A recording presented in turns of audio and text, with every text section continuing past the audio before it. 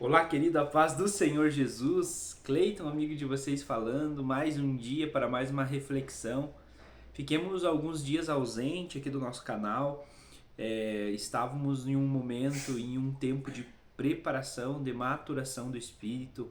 Tivemos algumas chaves que foram viradas nesses dias, né? Foram quase aí 6 meses sem postar vídeos, mas a gente acredita que o Senhor ele nos acrescentou muito e o Espírito Santo falou com a minha esposa, falou comigo para que a gente voltasse novamente a fazer os vídeos, voltasse novamente a fazer as nossas lives, voltasse a fazer os nossos vídeos no Instagram, no Facebook, no WhatsApp. E estamos aqui, querido, por causa de você, o nosso telespectador, né? Aquele que está querendo uma palavra viva para a sua vida.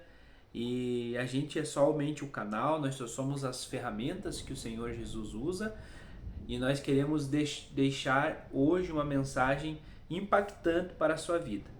Nós estamos enraigados, nós estamos aí nesses últimos dias buscando muito o livro de Efésios. Nós tivemos um desafio, né, a partir de uma escola que a gente fez com o apóstolo Denard, e ele passou para nós um estudo de Efésios, que era para a gente se debruçar no livro de Efésios, ler os 6 capítulos todos os dias. E nós estamos fazendo, e está sendo maravilhoso o que o Senhor tem nos revelado através da sua palavra e através do livro de Efésios. O livro de Efésios é um livro muito importante, é como se fosse a coroa do Novo Testamento, né? Ele é um livro que o Senhor ele revelou ao Paulo os lugares celestiais. Eles falam todos sobre os lugares celestiais, tudo sobre as revelações celestiais, e estão aqui condensadas em apenas 6 capítulos, e aonde a gente vai se debruçar hoje no primeiro capítulo, né? Eu trouxe uma palavra mais branda, uma palavra mais curta, mais resumida no WhatsApp, no Instagram, ali também no Facebook, mas agora a gente vai trazer uma palavra um pouquinho mais complexa, um pouquinho mais, digamos assim, um caldo um pouquinho mais grosso aqui no nosso canal. Então, primeiramente, para a gente começar, né, Efésios capítulo 1, no versículo 3, olha só o que está escrito: Bendito seja o Deus Pai de nosso Senhor Jesus Cristo, o qual nos abençoou com todas as bênçãos espirituais nos lugares celestiais em Cristo, conforme Ele nos escolheu nele, antes da fundação do mundo. Meu Deus, querido, essa palavra é muito forte. Então, primeiramente, o apóstolo Paulo ele está falando, dentro desse contexto, que Jesus ele já deixou para nós bênçãos espirituais que já estão prontas para a nossa vida, para a minha vida, para a tua vida, conforme o mundo foi feito. Antes mesmo da fundação do mundo, o Senhor Jesus já tinha escrito a sua história, já tinha escrito a minha história, a sua história, que é uma história de vitória, que é uma história de bênção, que é uma história onde o Senhor Jesus é o centro, né, das nossas vidas. E dentro dessa história está escrito a minha e a sua. A minha e a sua história. Então, todas as bênçãos espirituais nos lugares celestiais. E do céu, querido, lugar celestial quer dizer os céus, né? Os céus aonde Deus habita, onde os anjos habitam. Esses lugares não há temor, não há medo, não há irreverência, não há dissolução, não há pensamentos divididos, há somente o pensamento do Senhor. Então eu acredito que nós, olhando para essa palavra hoje, nós podemos ter a certeza que o Senhor ele tem bênçãos espirituais nos lugares celestiais para nos entregar. Só basta nós estarmos preparados para isso. Amém? Olha só o versículo 7. Em quem temos a redenção pelo sangue e o perdão dos pecados segundo as riquezas da sua graça. Veja só, aqui o Paulo está exemplificando mais uma coisa muito importante que todo cristão. Cristão é a pessoa que segue a Cristo, que segue a Jesus, que tem Jesus como seu único e suficiente Salvador. Esse é um cristão. Então, Nós cristãos, nós temos a certeza, a convicção que não somos merecedores da salvação. Porém, Cristo Jesus, ele comprou com alto preço de sangue, com preço de sofrimento, de dores, foi moído na cruz. A palavra do Senhor diz que ele foi moído para que eu e para que você tivéssemos vida. Que o sangue derramado de Jesus, que foi o sangue santo, o único sangue santo que essa terra viu, é o sangue que compra os nossos pecados. É o sangue que cobre as nossas transgressões diante do Pai. Então, em que temos a redenção pelo sangue e o perdão dos pecados, segundo as riquezas da sua graça. É pela graça, não é por merecimento, é pela graça. Então, muitas pessoas que fazem coisas boas nesse mundo, elas correm o risco, querido, se não aceitarem a Jesus, de irem para o inferno. Isso é uma palavra muito forte, muito forte. Mas a Bíblia nos ensina que não há mediador entre Deus e nós, a não ser Jesus Cristo. Então, o único mediador entre nós e Deus é Jesus. Então, nós precisamos entregar a nossa vida a Ele, porque por causa dele, por causa do pacto que Deus tem com a palavra e com Ele, nós alcançamos a salvação e se tornamos filhos, cordeiros, né? Com Jesus. Amém? Outro versículo interessante que eu quero expressar para vocês é o versículo 17, do capítulo 1. Para que o Deus do nosso Senhor Jesus Cristo, o Pai da glória, vos deu o espírito de sabedoria e de revelação no conhecimento dele. Então, querido, uma das outras promessas que a Bíblia está prometendo é a promessa do Espírito Santo habitando em nós. O Espírito Santo, antes de Jesus, ele vinha sobre, né? Ele fazia uma visitação nos profetas, né? No Moisés, nos profetas, naqueles que seguiam a Jesus, nas pessoas que eram cheias, né? Os juízes, eles eram cheios, mas ele não vinha habitar, ele não vinha fazer morada. Depois do sacrifício de Jesus e que você aceita ele como único e suficiente Salvador, o Espírito Santo de Deus, ele vem habitar em nós. E ele passa a fazer parte das nossas vidas. E uma parte aqui para frente vai falar que não é para nós não entristeçais o Espírito Santo.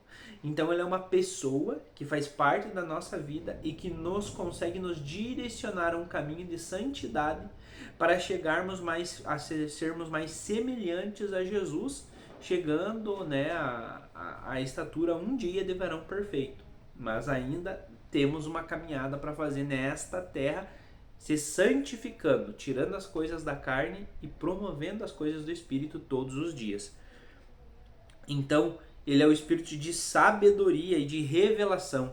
Eu lembro, eu comentei no Store, que quando eu era católico, né, eu não estou dizendo que os católicos não têm, eu estou dizendo que muitas vezes não são ativados, que no meu caso não era ativado. Eu não tinha a ativação do Espírito Santo na minha vida. Porque o Espírito Santo vem através quando a gente reconhece o sacrifício de Jesus. Quando você reconhece o sacrifício de Jesus na cruz, você passa pelo batismo, você tem um encontro com Deus, o Espírito Santo ele vem habitar na tua vida. Então, aí ele vai te dar palavras de sabedoria e de conhecimento. Você vai ler a Bíblia e você vai ter conhecimento, né? Eu tentava sempre ler a Bíblia anteriormente e era como se ela fosse escrita em outro idioma. Eu não conseguia ter as riquezas profundas, as palavras rema que tem dentro da palavra, que a Bíblia ela é um livro totalmente diferente dos outros livros. Os outros livros, o escritor muitas vezes quer colocar emoção para prender o leitor no texto. E a palavra é o contrário, ela é resumida, mas ela é profunda. Então, muitas vezes você lê um pedacinho, só que aquilo tem uma profundidade imensa. Então, é a palavra rema, que é a palavra revelada, né? A palavra que muda a nossa vida é a palavra rema. Olha o 18. Tendo o vosso entendimento iluminados. Olha o que eu falei da palavra, iluminados. Para que saibeis que é a esperança do seu chamado e quais as riquezas da glória da sua herança nos santos, é qual a suprema grandeza do seu poder sobre nós, os que cremos, né? Então o poder tá para os que creem, né? Segundo a operação do seu grande poder, que manifestou em Cristo quando o ressuscitou dos mortos e colocou a sua própria destra nos lugares celestiais, muito acima de todo principado e potestade e domínio, e todo nome que se nomeia não há neste mundo, mas também no que há de vir, e colocou todas as coisas sobre seus pés, e o fez ser cabeça da igreja sobre todas as coisas, que é o seu corpo, a plenitude daquele que cumpre tudo em todos.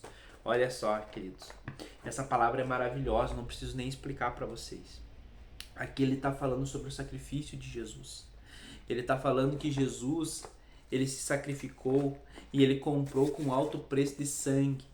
Ele comprou com preço de sangue a nossa salvação pela cruz.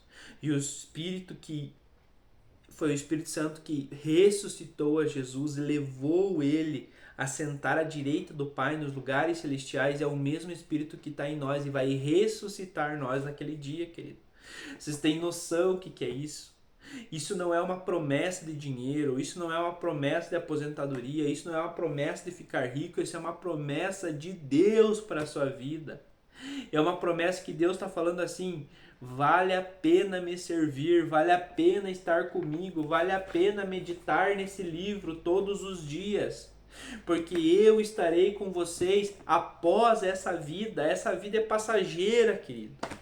Eu tenho 30 anos, talvez se durar muito, mais uns 40, mais uns 50 anos, amém, se viver 100, mas se viver bem, senão que o Senhor me leve, é o que eu tenho pedido. Mas assim, eu quero poder gastar a minha vida com o Senhor, com as coisas de Deus, porque depois dessa vida passageira vai ficar, tudo vai ficar, esses bens, essa casa que eu moro aqui hoje daqui 100 anos vai ser ruína. Esse carro que eu tenho daqui já está, na verdade, defasado, é um carro antigo, daqui a alguns anos ele não presta mais para nada.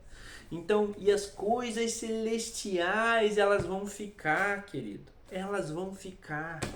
Elas vão permanecer.